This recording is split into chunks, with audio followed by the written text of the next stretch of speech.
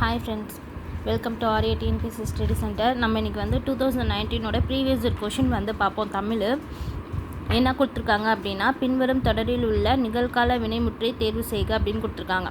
நிகழ்காலம் அப்படிங்கிறது நம்மளுக்கு அன்றாட நடக்கிறத பற்றி சொல்கிறது. இறந்த காலம் அப்படிங்கிறது முன்னாடி நடந்ததை பற்றி சொல்கிறது. எதிர்காலம் அப்படிங்கிறது இனிமேல் நடக்க போகிறத பற்றி சொல்கிறது. ஸோ நிகழ்கால வினைமுற்று தான் இங்கே கேட்டிருக்காங்க. நிகழ்காலம்னா இப்போ என்ன நடந்துகிட்ருக்கு அப்படிங்கிறத பற்றி சொல்கிறது. ஸோ பழுத்த பழம், பழுக்கும் பழம், பழுக்கின்றது, பழங்கள் பழுத்தன அப்படின்னு சொல்லியிருக்காங்க.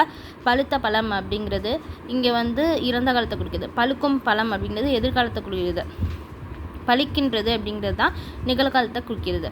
ஸோ கிறு, கின்று, நின்று இதெல்லாம் வந்தாலே இங்கே நிகழ்காலம் நம்மளுக்கு தெரியும். ஸோ பழிக்கின்றதுங்கிறது நிகழ்காலம். இங்கே பழங்கள் பழுத்தன அப்படிங்கிறது இறந்த கால வினைமுற்றாக இருக்குது. இறந்த காலம் ஆனால் முடிஞ்சிருக்கு, சொட்டுட முடிஞ்சிருக்கு. ஸோ இறந்த கால வினைமுற்றாக இருக்குது. இதில் இன்னும் நம்ம என்ன பார்க்கலாம் அப்படின்னா, பழங்கள் கல் அப்படிங்கிற பண்பு பெயர் முடிஞ்சிருக்கிறதுனால நம்மளுக்கு இங்கே பண்பு பெயரில் தான் முடியும். ஸோ பழங்கள் பழுத்தன அப்படின்னு முடிஞ்சிருக்கு. செகண்ட் கொஷின், படி என்ற வேறு சொல்லிலிருந்து வினையெச்சத்தை உருவாக்குக. வினையெச்சம் அப்படின்னா நம்மளுக்கு என்னென்ன வரணும்? ஊ, ஈ இதெல்லாம் வந்தால் வினையெச்சம் அப்படின்னு சொல்கிறோம். சில இடத்துல கூட வரும், அது ரொம்ப ரேர் கேஸு. ஊ, ஈ அப்படிங்கிறது வினையெச்சத்தில் முடியுமா? ஸோ படித்து அப்படிங்கிறது இத்து குட்டல் ஊ. ஸோ வினையெச்சத்தில் முடிஞ்சிருக்கா படித்து. படித்தல் அப்படிங்கிறது இங்கே தொழில் பெயர். பாடுதல்ங்கிறது தல் விகுதி முடிஞ்சிருக்கு, தொழில் பெயர். படித்த அப்படிங்கிறது இத்து குட்டல் இது வந்து பெயரெச்சம். கல் அப்படிங்கிற வேறு சொல்லின் பதம் அறிக அப்படின்னு சொல்லியிருக்காங்க. கல் அப்படின்னா நம்ம என்னன்னு சொல்லுவோம்? கற்றல் அப்படின்னு சொல்லுவோம். கல்னா கற்றல். இயல்பானது, இதுக்குள்ள வேறு சொல் அப்படின்னு பார்த்தோன்னா இயல்பு. அதாவது நம்மளுக்கு வேறு சொல் அப்படிங்கிறது எப்படி இருக்கும் அப்படின்னா, நம்மளுக்கு கட்டளையிடுறதா இருக்கும். மேக்ஸிமம் கட்டளையிடுறதா தான் இருக்கும். இயல்பு அப்படின்னு சொல்கிறாங்க. இங்கே இயல்பானதுங்கிறது வேர்ச்சொல் இயல்பு. ஏ அப்படிங்கிறது ஓரெழுத்து ஓர்மொழி என்னன்னா அம்பு. ஏ அப்படின்னு சொல்லியிருக்காங்களா?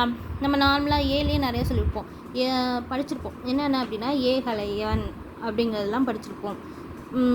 எய்பன்றி அதுமாதிரி நிறைய படிச்சிருப்போம். அதேமாதிரி இங்கே ஏ அப்படிங்கிறதுக்கு பேர் அம்பு அப்படின்னு சொல்லியிருக்காங்க. இதுவே அந்த அம்பு விடுற கலையை வந்து எய்னர், எய்னியர் அப்படிங்கிறதுலாம் நம்ம வந்து படிச்சிருப்போம். இங்கே ஐ அப்படிங்கிறது தலைவன், தீனா நெருப்பு, ஏனா அம்பு. இப்போ இதில் 2 சொல்லி அரண். இப்போ ர 2 சொல்லி இன் அப்படின்னு வந்துச்சு. அரண் அப்படிங்கிறது இங்கே சிவனை குறிக்கும். இந்த 3 சொல்லி அரண் அப்படிங்கிறது பாதுகாப்பு அப்படின்னு சொல்கிறாங்க. வீருடைய செம்மொழி தமிழ்மொழி உலகம் வேரூன்றிய நாள் முதல் உயிர்மொழி அப்படிங்கிறது யார் சொல்லியிருக்கா அப்படின்னா, பாவலர் பெருஞ்சித்தினார் அவர்கள். பாவலர் பெருஞ்சித்தினாரோட சில குறிப்புகள் இங்கே கொடுத்துருக்காங்க. 3000 ஆண்டுகளுக்கு மேல் பழமை வாய்ந்த இலக்கிய வளமிக்க மொழி தான் தமிழ் மொழி அப்படின்னு சொல்லியிருக்காங்க. இதுக்கு வந்து விரிவாக இது பண்ணியிருக்காங்க. வீருடைய செம்மொழி தமிழ் மொழின்னு சொன்னது யார் அப்படின்னா, பாவலர் பெருஞ்சித்திரனார் அவர்கள். நெக்ஸ்ட்டு துரைமாணிக்கம். துரைமாணிக்கம் அப்படிங்கிறது யாரோட இயற்பெயர் அப்படின்னு பார்த்தோன்னா, பாவலர் பெருஞ்சித்திரனாரோட இயற்பெயர். இதில் நம்ம எக்ஸ்ட்ராவாக இப்போ இங்கே சில இது பார்ப்போம். இவரோட இதழ்கள் அப்படின்னு பார்த்தோன்னா, தமிழ் நிலம், தமிழ் சிட்டு இதெல்லாம் வந்து தென் தமிழ், இதெல்லாம் வந்து அவருடைய நூல்கள். அதாவது பத்திரிகை, அவரோட இதழ்கள் அப்படின்னு சொல்லலாம். அவருடைய நூல்கள் அப்படின்னு பார்த்தோன்னா, கனிச்சாறு, கொய்யாக்கனி, பாவிய கொத்து, நூறாசிரியம், என் சுவை என்பது, மகப்புக்கு வஞ்சி, பள்ளி பறவைகள். அந்த பள்ளி பறவைகள் கூட நம்ம 3ஆக வந்து பிரிச்சிருப்பாங்க. இதெல்லாம் நம்மளுக்கு ஓல்டு புக்கில் கொடுத்துருப்பாங்க. நெக்ஸ்ட்டு இன்னும் இங்கே இவங்களோட ஆப்ஷனில் கொடுத்துருக்க இயற்பெயர் கொடுத்துருக்காங்க. சுரதா அப்படிங்கிறது யாரோட இயற்பெயர்னா, ராசகோபாலன். ராசகோபாலன் இது எப்படி ஞாபகம் வச்சுக்கோன்னா, ராசகோபாலன் ரா அப்படிங்கிறத ஞாபகம் வச்சுங்க. ராசு சுரா, இந்த சாவை சூவா மாற்றி இந்த ராவை எப்படி மாற்றிங்க. ராசகோபாலன் சுரா. கனக சுப்புரத்தினம் அப்படிங்கிறது பாரதிதாசனோட இயற்பெயர். துரை மாணிக்கம் அப்படிங்கிறது பெருஞ்சித்திரனோட இயற்பெயர். திராவிட மொழிகளின் ஆய்விற்கு பங்களிப்பு செய்தவர்களில் குறிப்பிடத்தக்கவர் யார் அப்படின்னா, இங்கே தோப்போ மீனாட்சி சுந்தரனார் அவர்கள். தோப்போ மீனாட்சி சுந்தரனார் அவர்களை பற்றி நம்ம இங்கே பார்க்கணும்னா, இவர் கால்டுவெலுக்கு அடுத்தபடியாக திராவிட மொழிகள் ஒப்பியல் ஆய்வினை வளர்த்தவர் அப்படின்னு சொல்கிறாங்க. சி.வை. தாமோதரன் அப்படிங்கிறவர் தமிழ் பதிப்புலகின் தலைமகன் அப்படின்னு சொல்கிறாங்க. பதிப்புலகின் தலைமகனாக இருந்தால் தாம் தூம் நாடக்கூடாது அப்படின்னு ஞாபகம் வச்சுங்க. தமிழ் பதிப்புலகின் தலைமகன் யார்? தாமோதரனா. சீனி வெங்கடசுவாமி அப்படிங்கிறது இவர் தமிழ் மொழியில்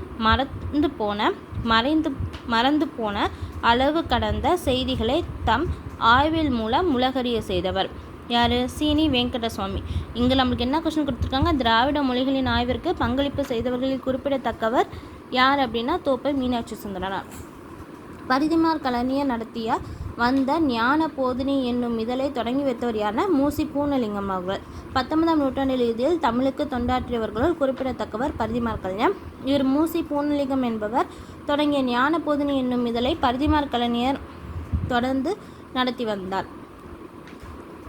ஸோ பரிதிமார் கலைஞர் நடத்தி வந்த இதழ் தான் ஞான போதினி. இதழை தொடங்கி வைத்தவர் யார்? மூசி பூர்ணலிங்கம் அவர்கள். பெரிய புராணத்திற்கு சேக்கிழார் இட்ட பேர் என்ன அப்படின்னா திருத்தொண்டர் புராணம் அப்படின்னு சொல்கிறாங்க. இது 63 சிவனடியார்களின் வரலாற்றை தொகையடியார் 9 பேர் வரலாற்றை கூறுவதாக சொல்லப்படுது. இதுக்கு முன்னாடி இது யார் மூலியமாக வந்திருக்கோம் அப்படின்னா சுந்தரர் இருக்கார்ல, அவர் திருத்தொண்டர் தொகை அப்படிங்கிறது எழுதியிருப்பார். அதுக்கப்புறமேல அது ஓரடியில் அமைஞ்சது. அதிலே கொஞ்சம் விரித்து யார் எழுதியிருப்பா அப்படின்னா திருத்தொண்டர் திருவந்தாந்தி அப்படிங்கிறத நம்பியாண்டார் நம்பி எழுதியிருப்பார். அதுக்கப்புறமேல் 63 சிவனடிகாலையும் 9 தொகையடியாரையும் விரித்து கூறி இது பண்ணது யாருன்னா சேக்கிழார் அவர்கள். இவர் இதுக்கு பேர் திருத்தொண்டர் புராணம் அப்படின்னு சொல்கிறாங்க. சுந்தரம் பிள்ளை போற்று முகமாக தமிழக அரசு நிறுவியது எது அப்படின்னு பார்த்தோன்னா அவர் பேரில் பல்கலைக்கழகம் தான் நிறுவியிருக்கு. பேராசிரியர் பே. சுந்தரம் பிள்ளை அவர்கள் மனோன்மணியம் என்ற காப்பியத்தை இயற்றியவர். மனோன்மணியம் காப்பியத்தை இயற்றியவர் யார்? சுந்தரம் பிள்ளை. இவர் இயற்றிய நீராரின் கடலூர்த்த என்ற பாடல் தமிழக அரசின் தமிழ்தாய் வாழ்த்தாக ஏற்கப்பட்டுள்ளது. ஸோ சுந்தரம் பிள்ளை அப்படிங்கிறவர் தமிழக அரசு அவருக்காக என்ன நிறுவியதுன்னா பல்கலைக்கழகம் நிறுவியது. இவர் என்ன நூலை இயற்றிருக்காரு காப்பியத்தை அப்படின்னு பார்த்தோன்னா மனோன்மணியம் அப்படிங்கிற காப்பியத்தை இயற்றிருக்காரு. இங்கே என்ன பார்க்க வேண்டியது? சுந்தரம் பிள்ளை போற்று முகமாக தமிழக அரசு நிறுவியது பல்கலைக்கழகம். மனோன்மணியத்தை இயற்றியது யார் அப்படின்னா சுந்தரம் பிள்ளை. மனோன்மணியத்தை இயற்றியது யார்? சுந்தரம் பிள்ளை. அதுக்கப்புறமேல் இங்கே தடகர் அப்படின்னு கொடுத்துருக்காங்க. தடகர் அப்படிங்கிறது பெரிய யானையை குறிக்குது. எண்குங்கிறது கரடி, வல்லுகிங்கிறது கூர்மையான நகரம், தரிசனம் அப்படிங்கிறது காட்சி. இங்கே அவன் சித்திரையன் எவ்வகை பெயர் அப்படின்னு கொடுத்துருக்காங்க. இங்கே சித்திரையன் அப்படிங்கிறது காலப்பெயர். ஏன்னா சித்திரை அப்படிங்கிறது நம்மளுக்கு காலத்தை தானே குறிக்குது. ஸோ சித்திரையன் காலப்பெயர். வேற்றுமை உறுப்பை இணைத்து தொடரை ஒழுங்குபடுத்தி எழுதுக. மாணவர்கள் வட்டமாக உட்கார செய்க. மாணவர்களை வட்டமாக உட்கார செய்க. இதை வேற்றுமை உறுப்பு இணைச்சி தொடரை ஒழுங்குபடுத்தி எழுதுகாங்கிறதுல நம்மளுக்கு கரெக்டாக இருக்குது அப்படின்னு சொல்லியிருக்காங்க. நெக்ஸ்ட்டு சொற்களை ஒழுங்குபடுத்தி சொற்றொடராக்குதல். நேற்று மாலை மலையின் மீது மழை பெய்தது. மலையின் மீது மழை பெய்தது அப்படின்னு சொல்லியிருக்காங்க. நெக்ஸ்ட்டு அகரவரிசை. இது நம்மளுக்கு தெரியும். ஸோ அதை அப்படியே பார்த்துங்க. காடுகளில் வாழ்ந்த மக்கள் விலங்குகளின் பெயர் கொண்டு அமைத்த ஊரின் பெயர் என்னதுன்னா ஆட்டையம்பட்டி அப்படின்னு சொல்கிறாங்க. ஏனைய 3 மரங்களின் பெயர் கொண்டு அமைந்த ஊர்கள். எது? வேப்பநேரி, புளியங்குடி, புளியம்பட்டி அப்படிங்கிறது. இந்திய அரசியலமைப்பு சட்டத்தை உருவாக்கிய சிற்பி யார்? அம்பேத்கர் அவர்கள். அறிஞர் அண்ணாவின் கவிதைகள் தமிழ் பீடம் என்னும் இதழில் வெளியிடப்பட்ட ஆண்டு அப்படின்னு பார்த்தோன்னா எப்போ அப்படின்னா 2005. அறிஞர் அண்ணாவின் கவிதைகள் தமிழ் பீடம். தமிழ் பீடம் யாரோடது? அண்ணாவோடது.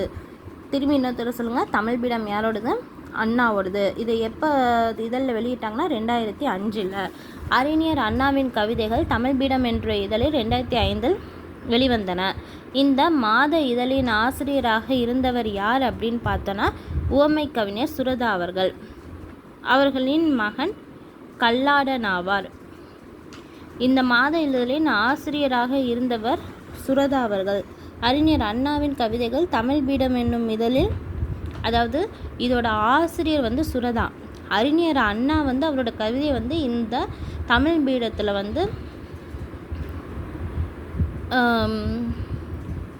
வெளியிட்டிருக்காரு அப்படின்னு சொல்கிறாங்க. ஆக மொத்தம் இதில் என்ன தெரிஞ்சுக்கணும்னா தமிழ் பீடம் அப்படிங்கிறது சுரதாவோடது, அதில் அண்ணா வந்து கவிதைகளில் வெளியிட்டிருக்காரு. தமிழில் சதுர அகராதி என்னும் அகர முதலியை வெளியிட்டவர் யாருன்னா வீரமாமுனிவர் அவர்கள். தமிழ் மொழியில் முதல் அகராதி சதுர அகராதி தான். இந்நூலை எழுதியவர் வீரமாமுனிவர். சதுர்னா 4ன்னு பொருள். இதில் உள்ள 4 பிரிவுகள் பெயர் அகராதி, பெயர் அகராதி, பொருள் அகராதி, தொடை அகராதி, தொகை அகராதி. தொகைங்கிறது ஞாபகம் வச்சுங்க. பெயர் பொருள் ரெண்டுமே பேலாக இருக்கும். இங்கே தோல் ஆரம்பிக்கும். ஸோ பெயர் அகராதி, பொருள் அகராதி, தொடை அகராதி, தொகை அகராதி. தபோலி அப்படிங்கிறது மராட்டிய மாநிலம். இங்கே தான் அம்பேத்கர் வந்து பிறந்திருப்பார். ஸோ அதை மென்ஷன் பண்ணியிருக்காங்க. காவடி சிந்தின் தந்தை அப்படிங்கிற சொல்லப்படுற யாருன்னா அண்ணாமலையார். தமிழில் முதலில் வண்ண சிந்து பாடியதால் காவடி சிந்தின் தந்தை என்று சென்னிக்குளம் அண்ணாமலையார் அழைக்கப்படுகிறார். இவரோட காலம் 19ஆம் நூற்றாண்டு. கலிங்கத்து பரணி நூலில் அமைந்துள்ள தாலிசைகள் எவ்வளோ அப்படின்னு பார்த்தோன்னா 599. பரணி இலக்கியங்களில் முதலில் தோன்றியவையாகும். பரணி இலக்கியங்களில் முதலில் தோன்றியது கலிங்கத்து பரணி. இதனை இயற்றியவர் யார்? ஜெயங்கொன்றார். நாயின் வாயினில் தன்னை நீரென நவ்வி நாவினில் நக்கி விக்குமே அப்படிங்கிறத பாடலில் எதில் இருக்குன்னா கலிங்கத்து பரணியில் இடம்பெற்றிருக்கு. இது என்ன சொல்கிறாங்கன்னா, பாலை நிலத்தில் வெப்பம் தாங்காமல் மானின் வாய் வந்து வெந்து இதாக இருக்குது. அப்போ நெருப்பில் நீர் கிடைத்தாலும் கூட கொடுத்து விடலாம் அப்படிங்கிற அளவுக்கு அது நினைக்குது. ஸோ அப்போ சென்னாயின் வாயிலிருந்து வடியும் உமிழ்நீரை கூட குடிக்க முயன்று நக்கி விக்கி நின்றது. அந்த பாலை நிலத்தில் வந்து தண்ணியே கிடைக்கல அந்த மானுக்கு. ஸோ அப்போ சென்னாயின் வாயில் வந்து அந்த எச்சி வலிகிற எச்சை கூட குடிச்சிடலாம், நெருப்பில் தண்ணி இருந்தால் கூட குடிச்சிடலாம் அப்படிங்கிற அளவுக்கு நினச்சிது. ஸோ நாயின் வாயின் தன்னை நீரென நவ்வி நாவினில் நக்கி விக்குமே அப்படிங்கிறது எந்த பாடல் வேணுன்னா கலிங்கத்து பரணி. அதியமானின் தூதராக அவ்வை சென்றதை கூறும் நூல் எது அப்படின்னா புறநானூறு. யாருக்காக சென்றிருப்பாங்க அவங்க? அதியமானுக்கு தூதராக சென்றிருப்பாங்க. அதை பற்றி சொல்கிறது எதுனா புறநானூறு. தன்வினை வாக்கியத்தை தேர்ந்தெடுக்க. தன்வினை வாக்கியம் அப்படிங்கிறது இங்கே என்ன? அப்பூதிய அடிகள் நான்மறை கற்றார். கற்கவில்லை அப்படிங்கிறது எதிர்மறையாக போகிறது. கற்றாராங்கிறது கொஷின் மார்க். அப்போ கற்பித்தார்னு இன்னொருத்தவங்களுக்கு இதாகிடுது. கற்றாருங்கிறது அவர் கற்றாரு. ஸோ அப்பூதிய அடிகள் நான்மறை கற்றாருங்கிறது தன்வினை. இலக்கண குறிப்பு தருக. கங்கையும் சிந்துவும். இங்கே வந்து வெளிப்படையாக வந்திருக்கு. அப்படி வெளிப்படையாக வந்தால் எண்ணுமை. கங்கையும் சிந்துவும் எண்ணுமை. அதான் வெளிப்படையாக வந்திருக்கு அப்படின்னு சொல்கிறாங்க. சால தவ முதலிய உரிச்சொற்கள் பின் வல்லினம் மிகும். எதுக்கு பின்னாடி? சால தவ களி அந்த நனி கூர் சால தவ நனி இனி தனி ஆக என அது எல்லாத்துலேயுமே வந்து வல்லினம் மிகும். ஓகேவா? அப்போ சால சிறந்தது, தவ சிறந்தது அப்படின்னு சொல்லியிருக்காங்க. தாழ் பூந்துரை அப்படிங்கிறது 3 காலத்திற்கும் வருமா? ஸோ அப்போ வினைத்தொகை 3 காலத்துலேயும் வர்றது தான் வினைத்தொகை அப்படின்னு சொல்லுவாங்க. தாழ் பூந்துரை முக்காலத்திற்கும் பொருந்தும் விரித்து பொருள் தருவனை வினைத்தொகைகளாகும். காலம் கலந்த பெயரெச்சம் வினைத்தொகையாகும். ஸோ இது என்னன்னு சொல்கிறாங்க? தாழ்ந்த பூந்துரை, தாழ்கின்ற பூந்துரை, தாழும் பூந்துரை அப்படின்னு சொல்கிறாங்க. தென்னாப்பிரிக்க வரலாற்றில் யாருடைய பெயர் நிலைத்து நிற்கும் என்று காந்தியடிகள் குறிப்பிட்டார்னா தில்லையாடி வள்ளியம்மை.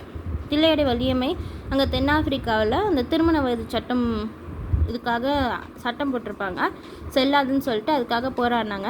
அப்போ அவங்கள ஜெயிலில் பிடிச்சி போட்டதுனால அவங்க அங்கேயே வந்து விடுதலை ஆனதுக்கப்புறம் உடல்நிலை காரணமாக இறந்துட்டாங்க. ஸோ அதனால் தென்னாப்பிரிக்க வரலாற்றில் யாருடைய பேர் நிலைத்து நிற்கும்னு சொன்னார் காந்தி?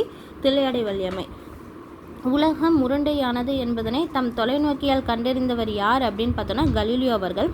தமிழுக்கு அரும்பணி ஆற்றிய அமெரிக்க பேராசிரியர் ஒருவர் யார் அப்படின்னா ஜேம்ஸ் ஃப்ராங்க் அப்படிங்கிறவர். ஆறுமுக நாவலர் இலங்கையை சேர்ந்தவர். ஜோசப் கான்ஸ்டன்ட் அப்படிங்கிறவர் இத்தாலியை சேர்ந்தவர். ஜோசப் கான்ஸ்டன்ட் பெஸ்கி இத்தாலியை சேர்ந்தவர். ஆறுமுக நாவலர் இலங்கை. ஜி போப் அப்படிங்கிறவர் கன்னட நாட்டை சேர்ந்தவர். ஜேம்ஸ் ஃப்ராங்க் அப்படிங்கிறவர் தான் அமெரிக்காவை சேர்ந்தவர். ஸோ ஆறுமுக நாவலருங்கிறது இலங்கையை சேர்ந்தவர். ஜேம்ஸ் கான்ஸ்டன்ட் அப்படிங்கிறவர் இத்தாலியை சேர்ந்தவர். ஜி போப் கனடாவை சேர்ந்தவர். ஜேம்ஸ் ஃப்ராங்க் அப்படிங்கிறவர் அமெரிக்காவை சேர்ந்தவர். இங்கே ஒரு தமிழ் மாணவன் உறங்கி கொண்டிருக்கின்றான் என்று தன் கல்லறையில் எழுத சொன்னவர் யார் அப்படின்னா ஜி போப் அவர்கள். ஜி போப் இங்கே ஒரு தமிழ் மாணவன் உறங்கி கொண்டிருக்கிறான் அப்படின்னு ஒரு வாசகத்தை எழுத சொன்னார். இடம்பெற வேண்டும்னா நான் தமது கல்லறையில் செலவிடும் தொகையில் ஒரு சிறு பகுதியாவது தமிழ் மக்களின் நன்கொடையாக அமைய வேண்டும் அப்படின்னு சொல்லியிருக்காரு. தான் மொழிபெயர்த்து வெளியிட்ட திருக்குறள் மற்றும் திருவாசகத்திற்கு தன்னை அடக்கம் செய்யும் போது கல்லறையுடன் வைக்க வேண்டும் அப்படின்னு சொல்லியிருக்காரு. திருக்குறளும் திருவாசகமும் வைக்கணும் அப்படின்னு சொல்லியிருக்காரு. இவருடைய 3 விருப்பங்கள் நிறைவேற்றப்பட்டன. இவருடைய 2வது விருப்பத்தை நிறைவேற்ற பச்சையப்பன் கல்லூரி தமிழ் பேராசிரியராக இருந்த செல்வ கேசவராயர் தமிழன் நண்பர்களிடம் நன்கொடை திரட்டி இங்கிலாந்திற்கு அனுப்பி வைத்தார். யார்? பச்சையப்பன் கல்லூரியில் தமிழ் பேராசிரியராக இருந்த செல்வ கேசவராயர். இவரோட 3 விருப்பம் என்னென்ன அப்படின்னா, அவரோட கல்லறையில் இங்கே ஒரு தமிழ் மாணவன் உறங்கிட்டு இருக்கானும், அவரோட கல்லறைக்கு செலவிட சிறு தொகையை தமிழ் மக்களின் நன்கொடையாக இது பண்ணும், திருக்குறள் திருவாசகத்தை அவரோட கல்லறையில் பொறிக்கணும் அப்படின்னு சொல்லிப்பார். சித்தர்கள்லேயே ஆதிசித்தர் யார் அப்படின்னா திருமூலர் எழுதியிருக்கிறது திருமந்திரம். இதை தமிழ் 3000 சொன்னாங்க. இது 10ஆம் திருமுறையாக வைக்கப்பட்டிருக்கு.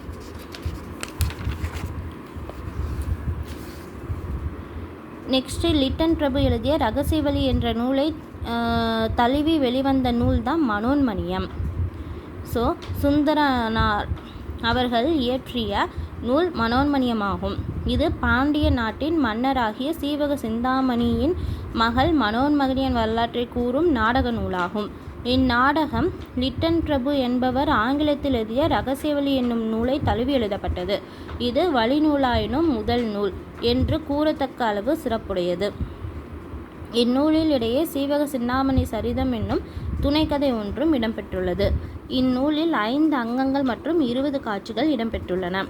ஆல்ரெடி இங்கே மனோன்மணியத்தை பற்றி ஒரு டாபிக் பார்த்தோம். என்ன அப்படின்னா, சுந்தரம் பிள்ளையை போற்றும் முகமாக தமிழக அரசு நிறுவியது எதுனா பல்கலைக்கழகம். ஸோ அங்கே சுந்தரம் பிள்ளையால் நிறுவது மனோன்மணியம் பார்த்தோம். அதேமாதிரி லிட்டன் பிரபு எழுதிய ரகசியவழி என்ற நூலை தழுவி வெளிவந்தது தான் மனோன்மணியம். 5 அங்கங்களும் 20 காட்சிகளும். மனோன்மணியத்தை ஏற்றவர் யாருன்னா சுந்தரம் பிள்ளை. செங்கிரை பருவம் அப்படிங்கிறது நம்மளுக்கு இங்கே 2ஆம் பருவம். ஸோ 3ஆம் பருவம்ங்கிறது காப்பு, 3ஆம் திங்கள் அப்படிங்கிறது காப்பு, 5ஆம் பருவம் 5ஆம் திங்கள் அப்படிங்கிறது செங்கிரை, 7ஆம் திங்கள் கால், 9 சப்பானி, 11 முத்தம், 13 வருகை, 15 அம்புலி, சிற்றில் சிறுபறை சிறுதேர். இது ஆண்பால் கூறுது. கலங்கு அம்பானை ஊசுங்கிறது பெண்பால் கூறுது. ஸோ இதில் வந்து ஃபஸ்ட்டு 1 2 3 4 5 6 7 இந்த 7 பருவமும் பொதுவாக உள்ளது. லாஸ்ட்டில் உள்ள 3 பருவம் தான் நம்மளுக்கு வேறுபடும். ஸோ ஃபஸ்ட்டு குழந்தை பிறந்தா காப்பு போடுறாங்க. அப்புறம் செங்கீரை பருவம், அப்புறம் தாள், காப்பு, செங்கீரை, தாள், சப்பானி, முத்தம், வருகை, அம்புலி. இது 3. இங்கே சிற்றில் சிறுபறை சிறுதேர், கிழங்கு அம்பானை ஊசல். சிற்றில் சிறுபறை சிறுதேர், கிழங்கு அம்பானை ஊசல், காப்பு, செங்கீரை, தாள். ஃபஸ்ட்டு இது 3 வச்சுங்க. அப்புறமேல் சப்பானி, முத்தம், வருகை, அப்புறம் 1 அம்புலி. காப்பு, செங்கீரை, தாள், சப்பானி, முத்தம், வருகை, அம்புலி. திரும்பி ஒரு தடவை சொல்லுங்கள், மனப்பாடமாயிடும். காப்பு, செங்கீரை, தாள், காப்பு, செங்கீரை, தாள், சப்பானி, முத்தம், வருகை, சப்பானி, முத்தம், வருகை, அப்புறம் அம்புலி. சிற்றில் சிறுபறை சிறுதேர், கிழங்கு அம்பானை ஊசல். காப்பு, செங்கீரை, தாள், சப்பானி, முத்தம், வருகை, அம்புலி, சிற்றில் சிறுபறை சிறுதேர், கிழங்கு அம்பானை ஊசல். மனப்பாடமாக இருக்கும்னு நினைக்கிறேன். வேய்ப்புரை தோல் என்ற உவமை தொடருக்கு பொருள் தருக. மூங்கில் போன்ற தோல். வேய் அப்படிங்கிறதுனாலே நம்மளுக்கு மூங்கில் அப்படின்னு தெரியும். பிறவினை சொற்றொடர். இதில் பிறவினை சொற்றொடருங்கிறது நம்மளுக்கு 2 இதால் நம்ம இது பண்ணலாம். எழில் அரசியால், இங்கே ஆள் அப்படிங்கிற விகுதி வந்திருக்கும். சிலப்பதிகாரம் கற்பிக்கப்பட்டது. இதுதான் பிறவினை தொடர்.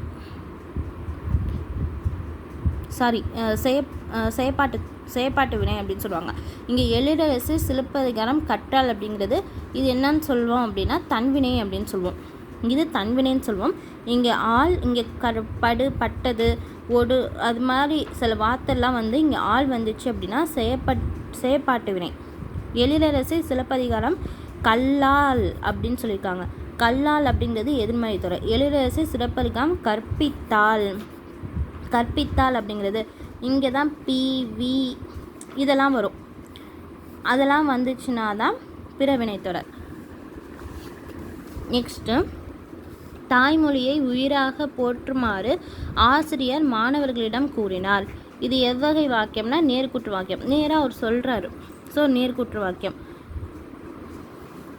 நெக்ஸ்ட்டு பாத்திமா திருக்குறள் கற்பித்தாள். அங்கே சொன்ன பிவி இதெல்லாம் வந்துச்சு. ஸோ அப்போ இது பிறவினை வாக்கியம். பிறவினை வாக்கியம். திருக்குறள் கற்றாள் அப்படின்னா தன்வினை வாக்கியம். மணித்தக்காளி எதுக்கு? வாய்ப்புண்ணுக்கு. ஆமாம். முசுமுசுக்கு கை வேர் அப்படிங்கிறது எதுக்காக பொருந்தும் அப்படின்னு பார்த்தோன்னா இருமலுக்கு பொருந்தும். அகத்துக்கீரை. அகத்துக்கீரை கண் நோய்க்கு கிடையாது. ஓகேவா? வேப்பங்கொழுந்து அப்படிங்கிறது மார்பு சளிக்கு பொருந்தும். அகத்துக்கீரை அப்படிங்கிறது பல் சார்ந்த நோய்களுக்கு அகத்துக்கீரை கொடுக்கலாம் அப்படின்னு சொல்கிறாங்க. அகத்துக்கீரை பல் சார்ந்த நோய்களுக்கு கொடுக்கலாம். பொருந்தாத இணை அப்படின்னு பார்த்தோன்னா இதுதான். ஸோ மேற்கு மலையிலிருந்து வருது. மேற்கு அப்படிங்கிறது நம்மளுக்கு கேரளா சைட். ஸோ சந்தனம் மரம். கீழ்கடலிலிருந்து வருவது அப்படிங்கிறது பவளம். வடமலைனா நம்மளுக்கு ஆந்திரா அந்த சைட்லேருந்து சொல்லலாம்னு வச்சுப்போமா. பொன், மாணிக்கம், கற்கள் இதெல்லாம் அந்த சைட்லேருந்து வருது. நெக்ஸ்ட்டு தென்கடலிலிருந்து வருவது அப்படிங்கிறது மதுரை சைடு. ஸோ முத்து.